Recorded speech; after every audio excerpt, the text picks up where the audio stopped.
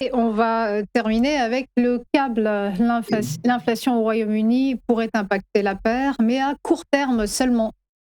Oui, donc là, on en a déjà parlé sur l'inflation, donc attention à un chiffre plus fort qui est déjà relativement attendu, hein, plus fort, hein, donc on pourrait avoir un effet de rebond de la paire du câble, hein, la paire GBP-USD, mais donc il pourrait être de courte durée parce que l'économie anglaise ralentit, hein, la croissance, comme je vous l'ai dit tout à l'heure, elle a affiché une contraction de moins 0,1%, l'embauche est moins forte et le sentiment des consommateurs britanniques se détériore, hein.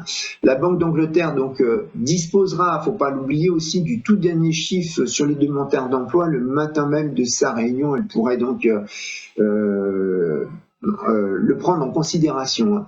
Alors, ce qui fait donc qu'elle pourrait bien continuer de laisser son taux directeur inchangé, voire de le baisser à moyen terme, parce que l'économie anglaise finalement semble être en stagflation, hein.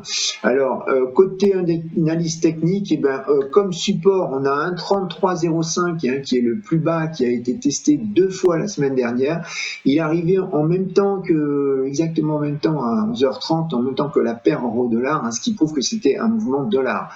On a en dessous un 31,60, un 31,80, c'est le niveau qui avait été testé fin mars, hein, donc il a souvent fait office donc de support ou de résistance, hein. Il avait même servi comme support par 3 fois en 2025. Côté résistance, on a un 34,83, c'est une résistance que je pense intermédiaire, hein. C'est le plus haut de la semaine dernière qui a été testé donc juste avant la publication du rapport sur l'emploi américain. Au-dessus, on a un 36,57. Ce niveau avait donc été testé 2 fois donc en mai. C'est la première résistance majeure à franchir, hein, pour effacer l'impact de la guerre en Iran et rejoindre ensuite le plus haut de l'année qui se situe à 38,68.